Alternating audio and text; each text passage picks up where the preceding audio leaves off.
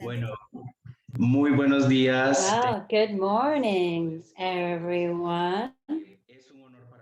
It is an honor for me to give you the warmest welcome to our second virtual coffee time of this cycle of green and violet coffee times as part of our leadership of Mr. Jose Vicente Troya Rodriguez. So from UNDP and within the framework of these Green and Violet Coffee Times, we recognize and celebrate the Latin American women that are powerful and that work in the conservation of natural resources and resilience to climate change. Today, we have the great honor of having Dr. Brigitte Baptiste, because this discussion that will be led by Don Jose Vicente Troya will show us women and the great diversity.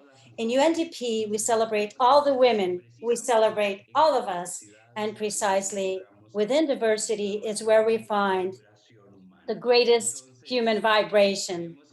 So we want you to enjoy this very much, that you can be able to deepen throughout these reflections that we bring to you today in this green and violet coffee time. This strategy is only possible thanks to the relationship between the gender of the UNDP team and the Costa Rican office of UNDP. And for that, I would like to recognize the people that make it possible for us to have these great encounters of green and violet coffee times in Latin America. To Guillermina Martin, our team leader, Andrea Quesada Aguilar, Patricia Oviedo, Carolina Conejo, Diana Garro, Ana Maria Rodriguez, Tatiana Lopez, and Mildred Corrales. I would like to also let you know that you can give us and share your comments or questions in the lower portion of the Zoom for questions and answers, and we will be responding to your comments and questions. Also, we would like to let you know that we will have live broadcasts in our Facebook pages and also in the UNDP Costa Rica office. So let's start enjoying this. And thank you so much, Dr. Brigitte Baptiste, for joining us today and having and giving us the honor of listening to your words. Thank you very much, Rafaela. Good morning to everyone. It's truly a pleasure for us that you can join us via Zoom and also in this live broadcast. My name is Jose Vicente Troya Rodriguez, and it is an honor for me as UNDP Gender and Environment Champion for Latin America and the Caribbean, and as the UNDP resident representative in Costa Rica, to give you the warmest welcome to this second Green and Violet virtual coffee time. The voices of Latin American women that protect and transform our environment. Today, we have a new guest of honor, a powerful woman, a leader and revolutionary in our region, Dr. Brigitte Baptiste, rector of the EAN University in Bogota, Colombia.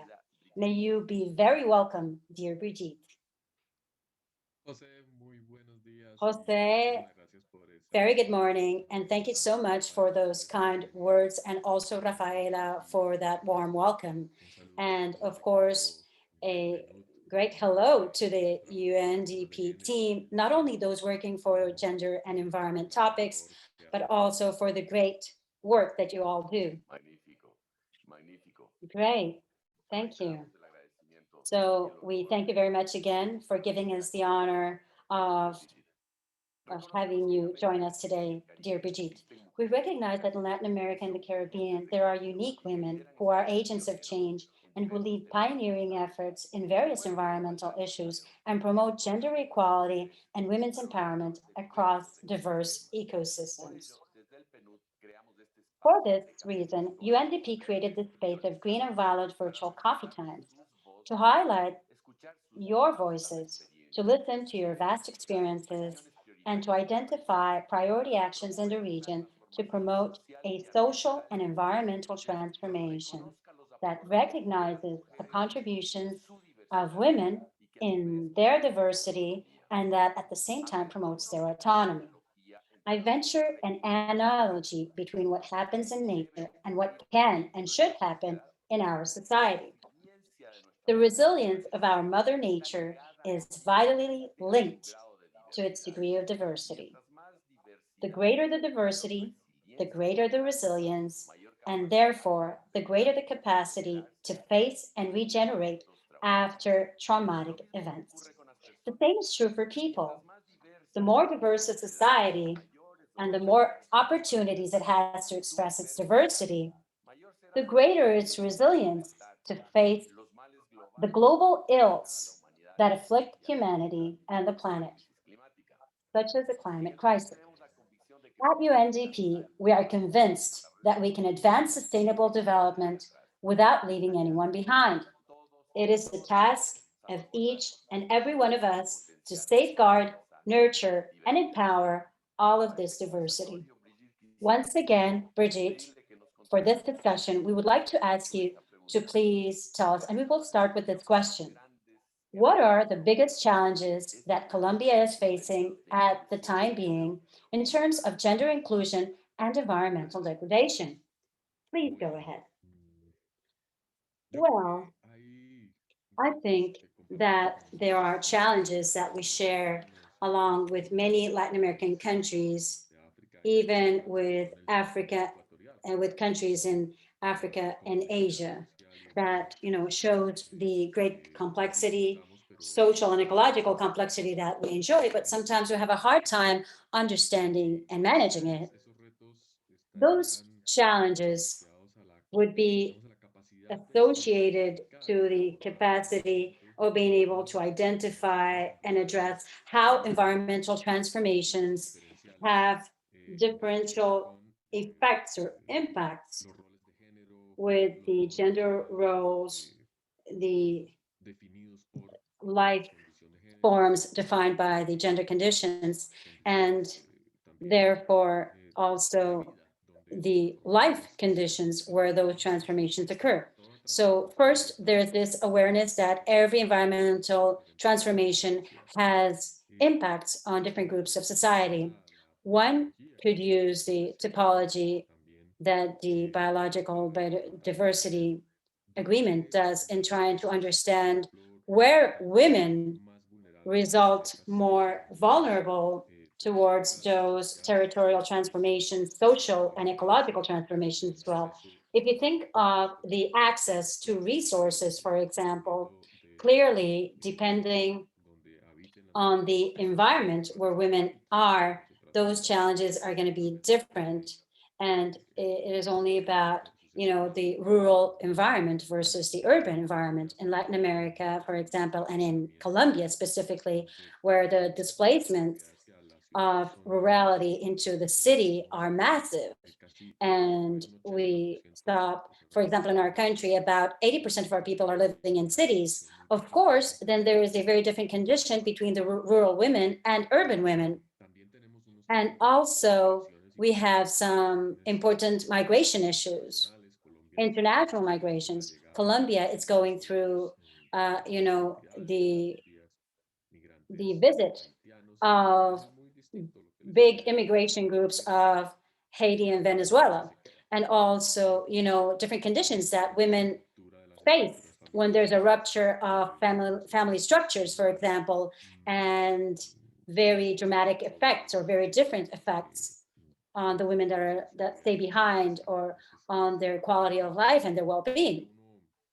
So there, one could state in more detail that for every transformation process in a territory, what would be the typology of those effects? And I would say that having four large think motors in global platforms, one could think, for example, the expansion of the agricultural frontier or the expansion processes might have on women and men.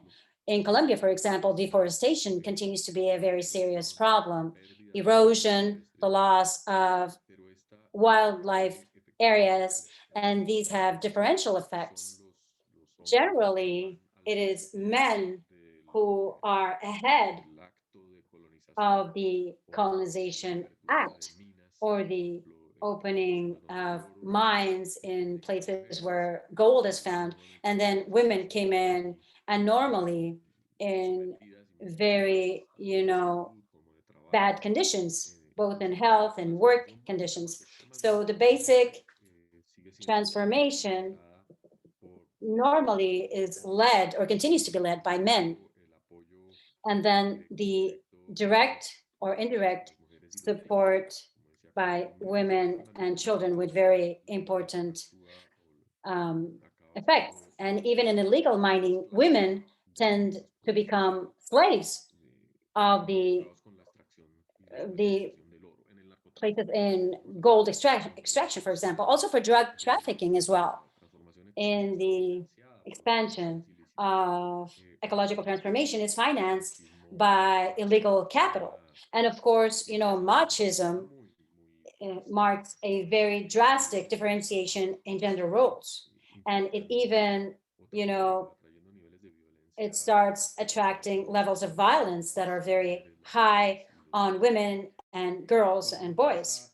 When you think of the overexploitation of resources, not only transformation, but the overexploitation of fishing resources, for example, when there's not enough food or not enough water, then of course, then there is a very specific characterization of who are the people that are impacted in the first place. So men in the first place, or girls, and in many rural communities, they suffer malnutrition and they are, put they are relegated to suffering scarcity, for example, fishing or any other type of resource. And this is very dramatic, especially in some indigenous and rural communities in the country, but also in the urban communities. Contamination, which is a third transformation factor of ecosystems, is very dramatic.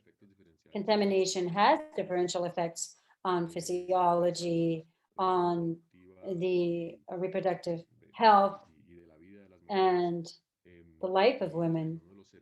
And very often, the health services are not equipped to address in the right way those things that have to do, for example, with air and water contamination, pollution, or food pollution by agrochemicals, for example.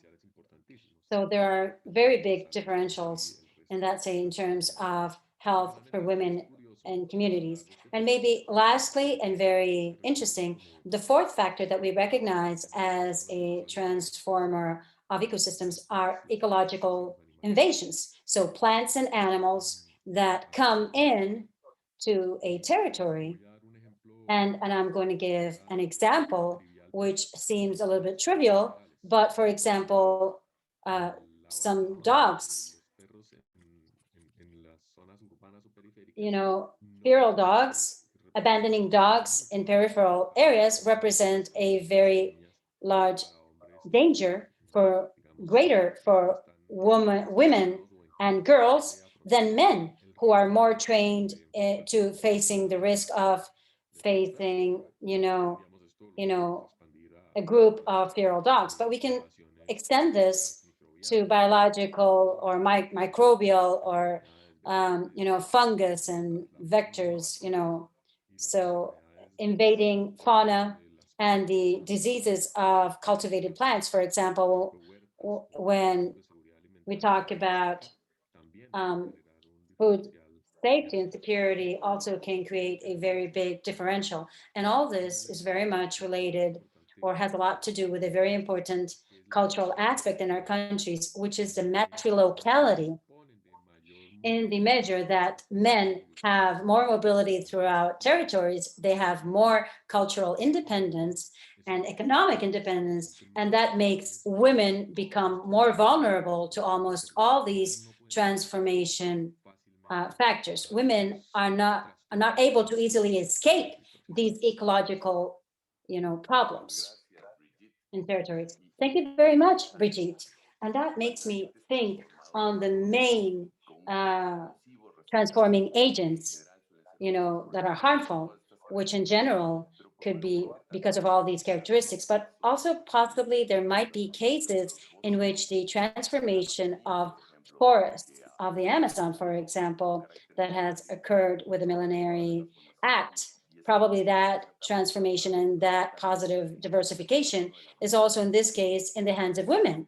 So I think that those are also millenary stories where women, where indigenous women and their relationship with nature have been rich in giving shape to nature from many, you know, thousands of years before. And I think that the contribution coming from women, and maybe from there, going back more into the present, I have a question, which is the following. How is the political situation of Colombia influencing now and the world of the human rights of women in diversity and also in the conservation of biodiversity? Well, Jose, there are two sides of a coin, and I'm going to start with the positive side. I think that in general, women are participating in a much more active way and a much more conscious and aware way in the defense of biological resources and in the defense of the seeds and food resources and the quality of water and in general in a territory very adequate of the awareness of the place and the importance of preserving the health of ecosystems. There is a very integrating concept there. And what we have seen is that urban women, especially, have been able to bring in that awareness of the dependency of rural ecosystems and agricultural systems into the policies that are built, and especially in cities. And what we have found are the eco-feminist movements, urban eco-feminist movements that are even, belligerent, in the good sense of the word, and, raising awareness on the disaster that we humans are causing in the world and the risk that those transformations represent for all people. So we are seeing feminism on the streets in social organisms and institutions and NGOs, and also within institutions, claiming more awareness and awareness of the world, throughout different areas and different pillars. And there are different, there's, differentiated leaderships and also capacities, but I think that the important thing is also some feminine leadership when facing this climatic disaster.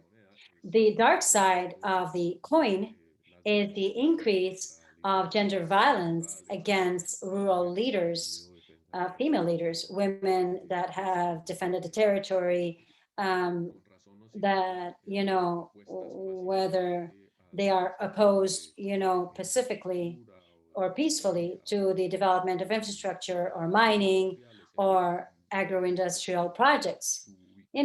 Women that because of their location in the territory have taken on that defense of the life conditions, the local life conditions, because they have been able to see that the promise of development had not reached them, and that men did not adequately or appropriately defend the interests of the community, or they became corrupted, or they migrated, or they are not, there present to take on those tasks.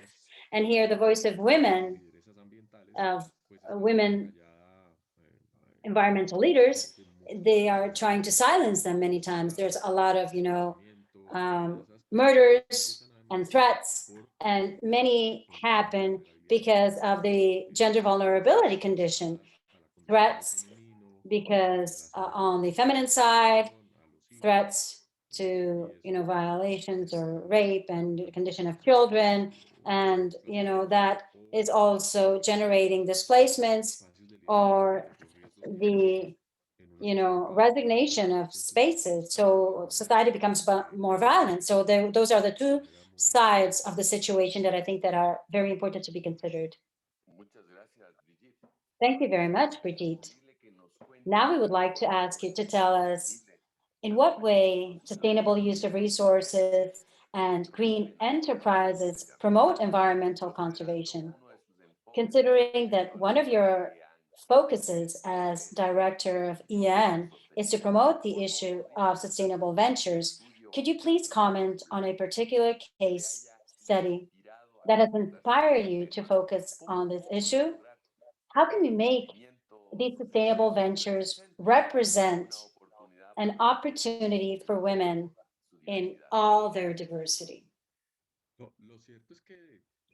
Well, the truth is that for many years, I think that it's going to be, already 2 or 3 decades of studies that show that female ventures are more successful, are more persistent. They reverse or they give back more resources to the domestic economy or home economy. Because looking at it between the metro locality and the defense of the territory and domestic economy, there is a more holistic awareness of the protection of the well-being.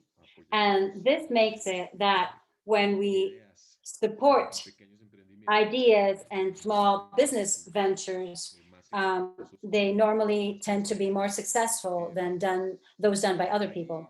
And there is a very, clear aspect in nutritional innovation in the defense of the use of foods, medicinal plants and foods that are local, or the recovery of ancestral knowledge. Of course, all of this is very rural and it is hard to understand it within the rural context. But in the rural context, this relationship with um, food traditions, for example, has become a, a, a food innovation space. So, for example, what ancestral traditions can become food or products for nutrition at schools, or to strengthen the prevention of diseases, for example. We have very large programs for the training of women associated to, for example, public institutions. So, for example, this has launched, also our mayor in the city has launched some programs, and this has become a successful recipe for investments in entrepreneurship. And maybe I don't have a specific case study to highlight, but it's more an entrepreneurial movement of business women. So in the economy of care and well-being, in the economy of nutrition, which is accessing many different services that the society needed and that were not clearly associated with, green elements or opportunities in bioeconomy. For example, in recycling, we have a lot of work done by women that are starting to structure new business ventures, not only with the separation of waste, but with the creative use of waste in the production of new products, etc. So I think that there we have a very, hopeful element and very positive element that is happening in different levels of work, because we're talking about women in small and medium enterprises, and we're starting to see the break of that, glass ceiling with green business agendas of production that definitely come from a reflection on the participation of women in economy. Thank you very much, Brigitte. It is impressive to see how human diversity is of such a nature that produces different things, different epiphanies. This information normally is not at the reach of knowledge or the awareness of our people, and it is precisely it is the condition of diversity that can produce those multiple epiphanies, these revelations and these, clear proof and evidence that highlight the importance of this transforming role that women can have in the management of ecosystems. Now, we would like to ask you, what do you see as the positive impacts of the ecosystem restoration in conflict affected communities? How can green recovery become a tool to improve the access to resources, to promote peace building, and promote the empowerment of women in all their diversity? And in conclusion, to become a vehicle so that humanity can declare peace in nature. So, in great measure, because we do recognize that there's a synergy between the restoration and ecological recovery and the conditions of the health of territories, the well-being and governance, that continuum that exists between all those aspects makes it possible for the women that remain in the territory and become linked, or related through business uh, ventures and restoration. They produce a lot of benefits in many different dimensions. For example, in the recovery of seeds, most of the rural development programs nowadays depend on recovering and maintaining traditions of production based on the diversity of plants, of daily consumption. For example, beans.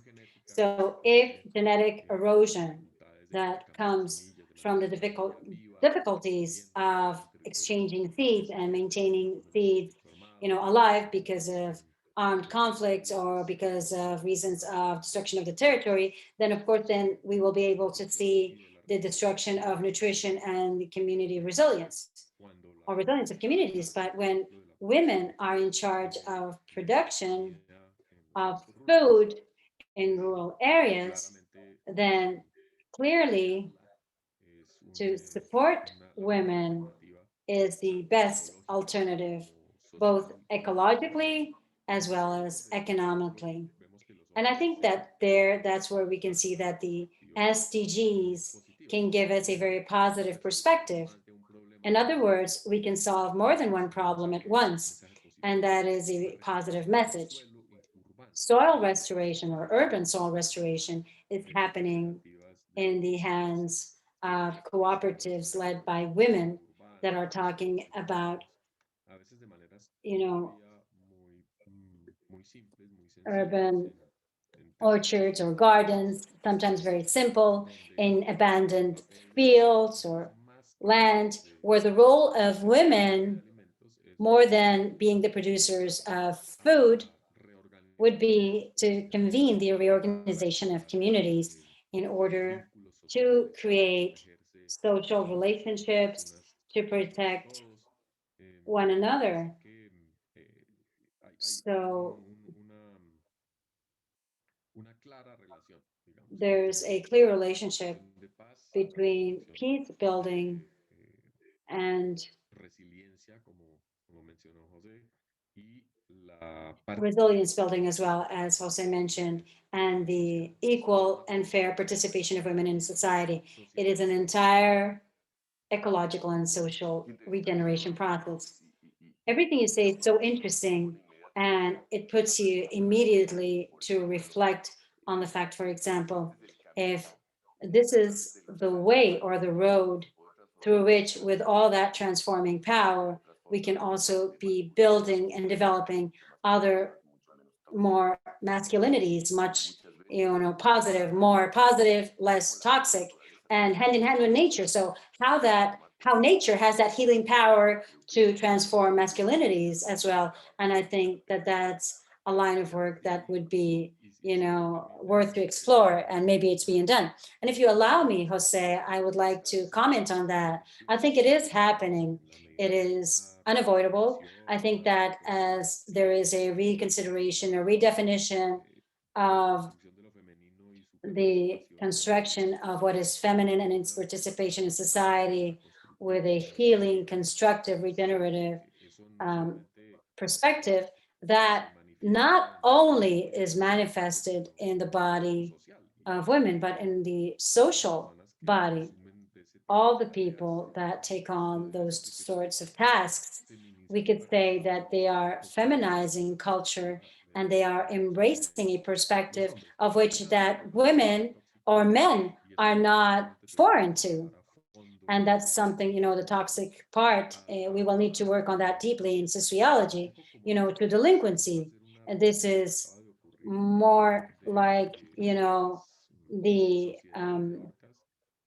the societies normally,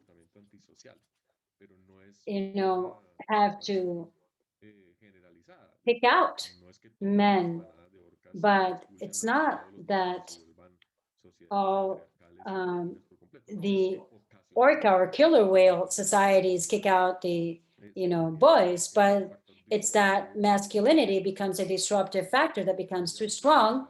And just like the killer whale societies that generates delinquency. So when you start looking at mafias in drug trafficking or in human trafficking or in the traffic of resources, there's always masculine toxic acts.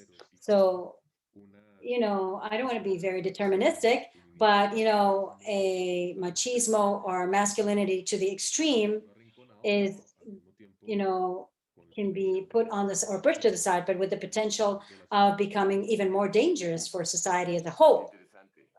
Wow, that's very interesting. This topic is fascinating. And sometimes you just start wondering and thinking, so when you start transitioning towards the feminine, it's like ethics start evolving. In other words, human beings, we can be an evolutionary object of our genetics. I think this is very interesting because I think that not everything is already written about our destination or our destiny, I think, or our fate. Yes, and that perspective, evolutionary uh, you know,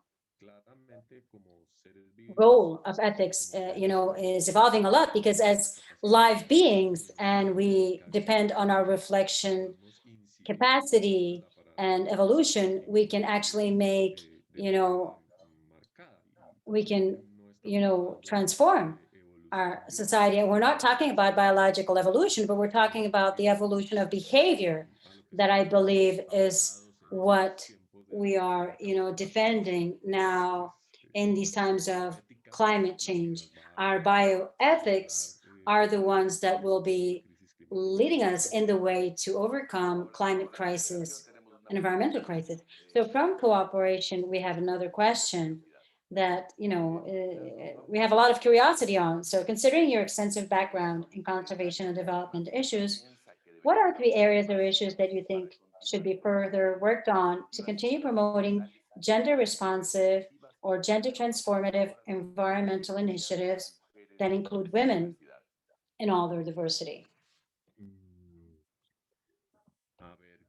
Let me see. Well, I would say that first, access to education continues to be a very big challenge. Quality education in all different ways or forms, especially girls. They still have restrictions to access to education in science and mathematics. And then as they grow up in their active participation in technological innovation and, careers in science and technology at universities. In my university, for example, we still have, male women are normally joining careers of humanities and psychology and administration a little bit less. Although the women are the majority in the university, but if we look at the engineering, careers, we have, great differences. And that, it comes from childhood because girls are not encouraged to participate and to become astrophysicists or study mathematics or physics. And I think that also in ecological knowledge also has great differences or shows us great differences, not so much in biological and scientific knowledge, but the access to even ancestral knowledge. Women in local communities have a different perspective of the territory, different to the one of men, especially when there's very marked views of work. If men are hunters and women are the cooks of the prey, then there's already a differential in the knowledge, which could be very adaptive in the cultural context that it happens or occurs, but then they become impossible to generalize. So ecological knowledge at different areas or scales is still very much concentrated in very few people. And I think that it is very important that all women can have access to it. But aside from access to knowledge, access to technology as well is there. Women, not only because of their training, but also because of the roles they have to perform, many times are not considered as adequate or appropriate um, for strategic tasks or security. For example, our armies have taken too long to give, equal opportunities to women in those areas. And sometimes when they are given those opportunities, they will give them tasks not, of decision making, positions. So there's also a glass ceiling there. And it has also to do with the access to management tools and access to, sectors that can empower them.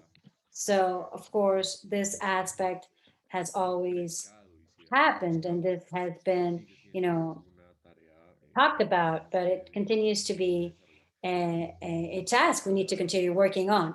And in a parallel way and a very related is the access to financial resources. So the funds, so business venture funds, for example, are super important to be able to create an affirmative action for women and their proposals, because society still believes that female innovation or women innovation, they society still sees it with discriminatory lenses. They will say those are ideas of women. Women think they will become successful by doing things in that way, and they are criticizing them. And when they create or a new venture, that prejudice is so hard to overcome, and that's why banks have to create special funding or credit lines and conditions of assessing projects and I know services for accompanying for women, especially because otherwise they will never overcome that prejudice that the ideas of women are less important or less feasible than the ones coming from, businessmen. Brigitte, thank you very much. I am, making a change here in our script, and I'm going to extract one of the questions that we have received from our chat before continuing to what we have from our original script. And the question is, how can we potentiate and strengthen the different feminisms in order to help? For example, people that are part of the academic and political sector, how can we encourage and help those feminisms to achieve the common good? Thank you. Great question. I understand the question because we have already, different, you know, thought currents, feminism. Maybe the oldest one is the ecofeminism with a maternal character, care aspect. So it has an emphasis on the certain interpretation of what is feminine. And it is very different to the more urban feminisms or more combative feminisms that are based on the reproductive independence and the sexual autonomy and even to the negative of forming traditional families because of autonomy reasons. Those which are the most ancient ones now have many different areas and fields, even the trans feminisms that are here today and should be understood. And it's like the recognition or the capacity that society has to contributing different sides in the interpretation of the historical richness of what is feminine, because what we are looking at is a recognition of the infinite conditions of what is feminine along thousands of years of history in many different cultures, because the reference points of femininity of the Quechua people are very different to the Zapoteca peoples, and also very different to the descendants of African slaves or the different colonists. So what we're looking at is a configuration of multiple nations of femininity that are now in the same pot being produced. And that I think, yes, they could generate, as always, narrative conflicts or conflicts of narrative or of access to certain rights, but that can only be solved as we increase dialogue and political debate or respectful political debate, and that they can configure the multiple, women of the future. Fabulous. And these multiple women of the future lead me to the following question. And that, so what parallels can you see between biodiversity and gender diversity? So following the analogy I proposed at the beginning, could it be inferred that the greater the gender diversity, the greater the resilience of societies and communities, the greater the biological diversity, the greater the ecosystem health and resilience? What do you think about this? And another question, maybe you have made research on this. Is there a greater diversity? Is there evidence or documentation on generic based on sex on the more diverse countries? That's, a question we have. I would say yes to the first question. I believe that yes, that greater diversity in general is related to more innovation and more resilience, and also adaptive responses, both in the wildlife um, systems as they transformed in the human nature one.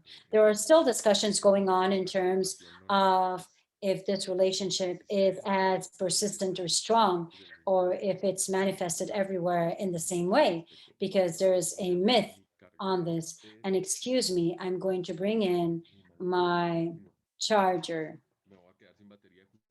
because I'm about, my computer, it has a low battery. I forgot to connect my battery. But meanwhile, I think I can do it. If there's a short interruption, I will connect very quickly. No problem.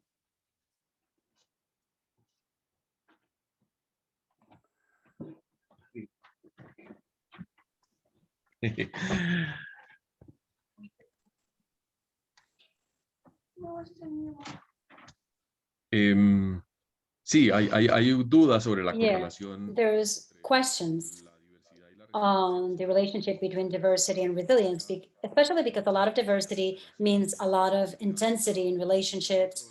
It also means governance issues. In other words, you have to come into agreement between many different parties for things to work out.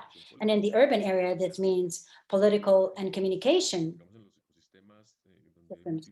And in the systems where there's a multiplicity of species, this represents a constant, we could say, or we could call it a construction of ecological relationships that are evidence between synergy, symbiosis, and all these different ways of operating in order to maintain processes, life processes continuing. So I would say that in the last few years, there have been perspectives that give a lot of importance to gender diversity and sexual diversity, and also organization ways of care, what we would call family, in wildlife areas. Sí. Aquí me colaboraron en casa. Respecto a la segunda. So, with regard to the second question, it is a very good question. And I believe that the answer is yes, but we don't have the evidence or proof of that, because biological communities of our countries, which are very, very diverse, they have very intense dynamics or relationships in terms of ecological relationships, as depredation, and also in the construction of social relationships. So it would be worthwhile for us to ask ourselves on how much sexual diversity is working here. But some wise words from Sabio Caldas, the wise person, which was one of the founders of science in the times of the independence here in Colombia, with regard to the condition, he would say, the lustful condition, he would say that it's very much that this own exuberance of ecosystems of the Central American ecosystems and South American, especially the ones more equatorial and rainy, it's sometimes, frightening, because you can tell that sexuality in nature, it's boiling everywhere, and it even threatens civilization. But he was, a believer in the 19th century, and, nature, gave him, he made him nervous because of that exuberance and, productive capacity. And I think that in the end, it's what will allow us to overcome the problems of climate change. Thank you very much, Brigitte. So we keep getting questions. They're asking us, how can we potentiate the leaderships of women so that they can take decision-making positions in cooperatives and agricultural organizations? Many of them don't have knowledge on financial and economic studies. So, many of them can't take those positions. Well, you're giving me the answer to the question. So education, quality education, with full access to the tools and technological tools and administrative tools, the most modern ones, because it's not about the fact that because they are women or because that sometimes they don't have, basic studies, enough basic studies to continue increasing the gap with bad quality or low quality education, or saying, well, you can't read well, so we can help you to access a position. And maybe we are basically going to condemn you to continue in that same position that you have now. Uh, you know, I think that's not the answer. I think it's about trying to find, ingenious and creative, solutions for everybody to be able to jump over the gap. And instead of having to go through the same steps of everybody to use their specific or special talent, or their even their exclusion stories. And that's what we have seen with many women and many local female leaders, and where sometimes they don't even know how to read and write, and they have been able to get very far, as they have different types of intelligence, and they are worth a lot if we are able to open up the opportunities for them to prove them and manifest them. And this question also has to do with the academia and universities. So what opportunities are there in the university level to propose more initiatives? What opportunities exist at the university level to propose more gender responsive initiatives that have a transformative impact on climate change? So I think that the first thing, the challenge that we have, or in my university and in all universities, is to open up opportunities and spaces, and to be able to have dialogue building and a permanent construction of understanding what inclusion is, and true inclusion, and not just reductionist inclusion. In other words, how do we embrace differences fully? How do we embrace subjectivities between the feminine and the ethnic, or any other different backgrounds at the university level, for example, to address climate change, as you mentioned, to promote diverse action within universities, to promote with affirmative action, including the participation of women in all the programs of the universities, and in programs specifically oriented to addressing specific challenges where normally women cannot access, and understanding the reasons clearly of why women aren't able to reach these spaces. So we work with an educational program or model of challenges. And there are challenges that we can see that are apparently biased towards the capabilities of training for women. So we need to analyze why that happened and where our responsibility comes in providing those capabilities to everybody, to all people, to be able to form, teams that are equal with equality and parity. And sometimes we have to make decisions forcing parity, because otherwise we will not be able to break those spaces of exclusion that are maintained within the status quo, and not because of people's willingness, but simply because we don't see or we're not aware that there are invisible elements there that are limiting and restricting the participation of women in resolving those challenges, or academic or innovation, academic, you know, topics that we are referencing. So this is a question that wasn't also planned, but it's probably something about.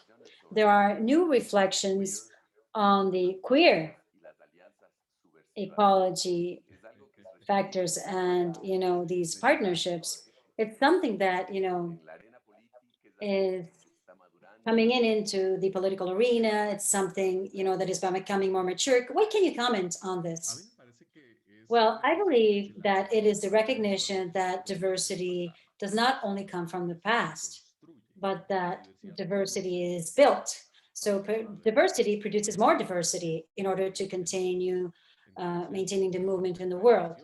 So an interpretation of diversity in culture is translated in these ideas of what is queer, and a more sophisticated interpretation of the sexualized behaviors of human beings that have reference in biological terms, but evidence does not stop there. In all the evidence of animals and plants have alternative behaviors in those terms, but we as human beings design our sexuality, we design our genders, we design our organizations of care. And it is an evolutionary pattern, an adaptive pattern, but it is not determined genetically, but it's part of the political or cultural innovation. And of course, it is subject to all the different normal discussions of cultural innovation. So we're talking about a transformation of the diversity policies. And that's where, depending on where you're at, how much do people feel, comfortable when facing these innovations? And of this, of course, I am part of that search and that moving of building diversity. Thank you so much. This has truly been a revealing dialogue, a diverse dialogue, and a dialogue that gives us a lot of guidelines on what could be the road towards not only recognizing diversity, but also generating public policies and cooperation that can lead us to the fact that biodiversity and human biodiversity to be expressed in a more inclusive way. And in that sense, for us to have not only ecosystem health, but also resilience at the level of society. So this conversation truly has illuminated us. And I think that the possibility of that illumination comes in precisely from the grandiosity of human diversity. And for that, we would like to thank you very much, Brigitte, for the importance that has been highlighted from you for the key role that women play in the international agendas and actions towards the combat to climate crisis, to the climate crisis, and the understanding of the parallels that there could be between nature, diversity. And I think that this has been a very fruitful dialogue that, opens up a lot of, I think that a lot of chakras become activated through these dialogues, because I think that these are dialogues that are not only going to our brains, but they're also going to other sides and areas where we can make our understanding or comprehension flow more, which is the base to creating these spaces of understanding of ourselves also. So we would truly like to thank you for all this conversation, Brigitte. Is there anything else that would you like to give us some last few reflections? Thank you very much, Jose. Very kind words. And so I would just like to invite to this permanent reflection on the construction of identities and the rescue that is, put in evidence of exclusions, and especially, of course, those that are associated to the gender, sex, or we normally come from the discrimination from women. So it continues to be a very marked element in our societies, and women, understanding women as a huge dimension, the people that because of anatomical and reproductive reasons or cultural reasons have been left behind from the benefits of the contemporary society. Thank you so much, Brigitte, and to all of you that have joined us today. Before finishing, I would like to remind you that our next Green and Violet Coffee Time, we will be able to hear again the voices of Latin American women who protect and transform our environment. And it will be held on September 3rd with the participation of Hortensia Hidalgo from the Indigenous Women's Network for Biodiversity.